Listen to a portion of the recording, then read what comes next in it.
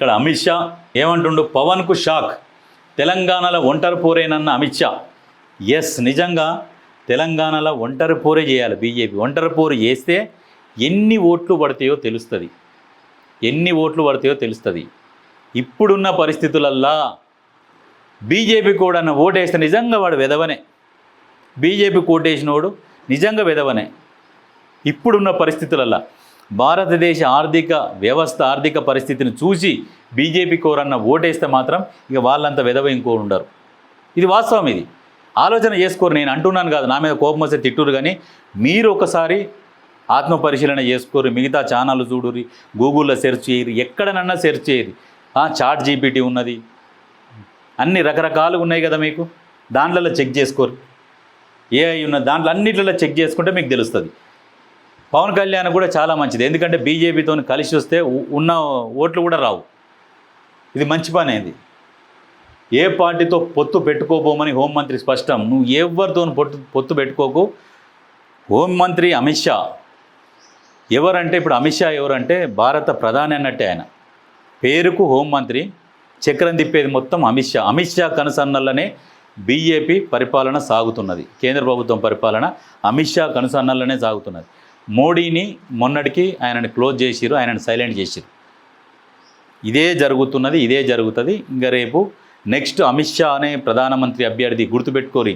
అమిత్ షా ప్రధాని అయితే పరిస్థితి ఏంది అనేది ఆలోచన చేసుకోరి.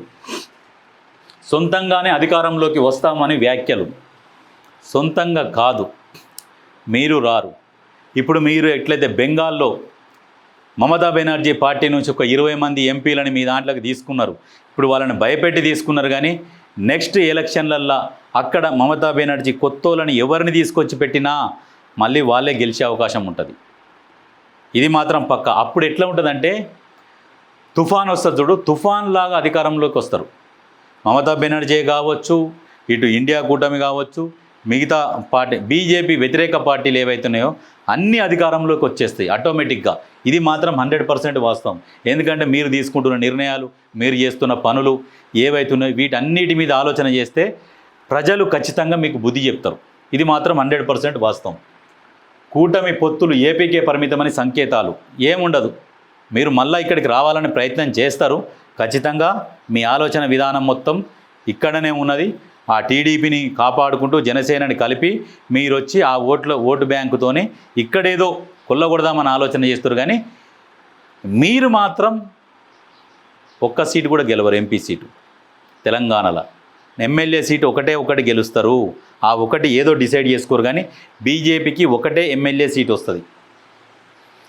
తెలంగాణలోకి పోటీకి రెడీ అవుతున్న జనసేన, కానీ జనసేన రండి బీజేపీ కలిసి వస్తే జతకట్టేందుకు పవన్ రెడీ అయింది. వీళ్ళంతా అంతర్గత విషయాలు మీదికి తిట్టుకుంటారు, మళ్ళీ లోపల కలిసి ఉంటారు. కానీ రాకపోవడమే మంచిది.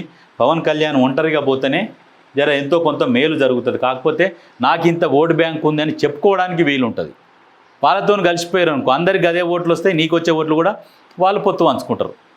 మాయి కూడా ఉన్నాయి అని అంటారు.